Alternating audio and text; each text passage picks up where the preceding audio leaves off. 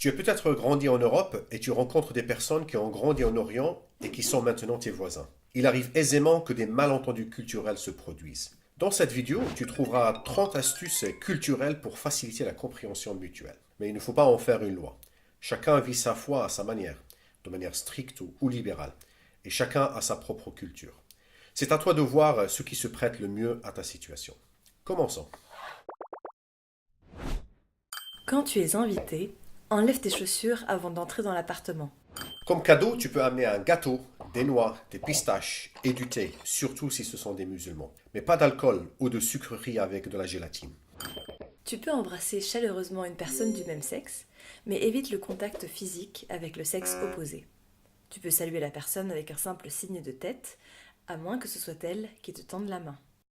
N'utilise que la main droite pour saluer et pour manger. La gauche est considérée comme impure. Cela s'applique malheureusement aussi aux gauchers, à moins de manger avec une fourchette et un couteau. Assis-toi à côté d'une personne du même sexe, d'un homme si tu es un homme, et d'une femme si tu es une femme. De manière générale, si tu es une femme, couvre-toi le plus possible. Cela vaut aussi pour les hommes. Évite les vêtements moulants, les jupes courtes ou les décolletés plongeants. Salue les plus âgés en premier. Ils doivent être particulièrement honorés. Ne te mouche pas bruyamment. Il vaut mieux que tu ailles dans les toilettes. Ne t'irrite pas si la télévision reste allumée et si les enfants sont bruyants. Ça fait partie du lot. Ne pointe pas ta semelle vers une autre personne. Si tu n'es pas d'accord avec ton hôte, ne donne ton avis que de manière très indirecte. Ne mentionne pas tout de suite une erreur, ou alors très indirectement, idéalement par le biais d'un médiateur. Être critiqué en présence d'autres personnes est considéré comme très blessant.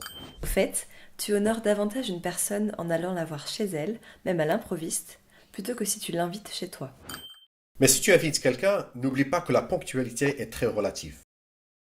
En Orient, une demi-heure et jusqu'à 2 heures de retard sont acceptables, en fonction du pays d'origine.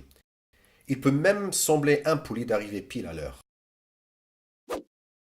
Beaucoup de musulmans considèrent les chiens comme impurs. Si tu as un chien, il vaut mieux ne pas l'amener. Si ton invité ne connaît pas ou peu la culture occidentale, explique-lui ce que tu comptes faire. Dans de nombreuses familles orientales, on sert d'abord une boisson, puis le plat, puis les fruits.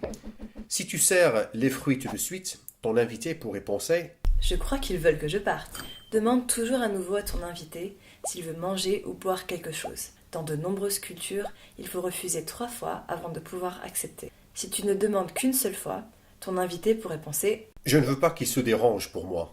Cuisine un plat que tu sais bien faire et prévois de grandes quantités. Mais n'essaye pas de cuisiner un plat de chez eux au début. N'hésite pas à prier avant le repas. La foi est très respectée. Mais ne prie pas uniquement pour qu'ils te voient le faire. Tu peux leur demander avant si tu peux prier pour le repas. Cela vous donne d'entrée de jeu un bon sujet de conversation. de quoi peux-tu parler. Au début, tu peux aborder des thèmes neutres comme le pays d'origine, la famille, le travail. Tu peux aussi leur demander de te montrer leurs photos. Quand ce sont des réfugiés, ne leur demande pas tout de suite pourquoi ou comment ils sont venus. Ils pourraient se sentir contrôlés. Ne critique pas Mahomet, le Coran ou la politique de leur pays au début de la relation. Tu gagneras peut-être le débat, mais tu perdras la personne. Lorsque vous parlez du christianisme en Occident, dis-leur que tu regrettes toi aussi qu'il y ait si peu de véritables disciples de Jésus. Ton invité appréciera beaucoup que tu le bénisses ou que tu demandes spontanément de l'aide à Dieu pour un besoin personnel. Ne pose pas la Bible ou le Coran par terre. Traite-les comme un objet de valeur. Beaucoup sont frustrés parce qu'ils ont du mal à parler la langue et à communiquer. Tu peux les aider en les accompagnant auprès des instances publiques ou en leur expliquant les courriers officiels. Si ton invité te demande quelque chose que tu veux refuser, fais-le indirectement. Explique-lui pourquoi tu ne peux pas accepter. Un simple non, sans autre explication, pourrait le blesser. Réserve l'après-midi entier à ton visiteur. L'hospitalité est très appréciée. Lorsque l'invité veut partir, demande-lui de rester encore un peu. Ainsi le veut la politesse. N'aie pas peur de commettre des erreurs. Ton visiteur te les pardonnera volontiers. Le langage de l'amour est l'essentiel. Tu n'as pas besoin d'être parfait. Pour certains de ces points, tu diras peut-être « Pourquoi dois-je m'adapter à eux? Pourquoi devrais-je me couvrir en tant que femme? Ce sont eux qui sont venus, c'est à eux de s'adapter. » Les nouveaux voisins auront beaucoup à apprendre sur la culture à long terme. Mais tu peux les aider à se sentir chez eux plus vite dans ce pays étranger. Les points que nous avons abordés sont de simples astuces pour un premier contact. N'oublie pas, tu es l'ambassadeur de tes valeurs et elles ont une influence, que tu le veuilles ou non. Quel souvenir veux-tu laisser à tes invités? Ton objectif est-il de leur faire accepter ta culture et abandonner la leur?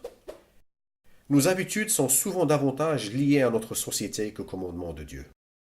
Le plus important, c'est que tu viennes avec un cœur ouvert. Tes invités vont voir si tu respectes leur culture, si tu cherches à apprendre d'eux, si tu écoutes attentivement et si tu ne te crois pas supérieur.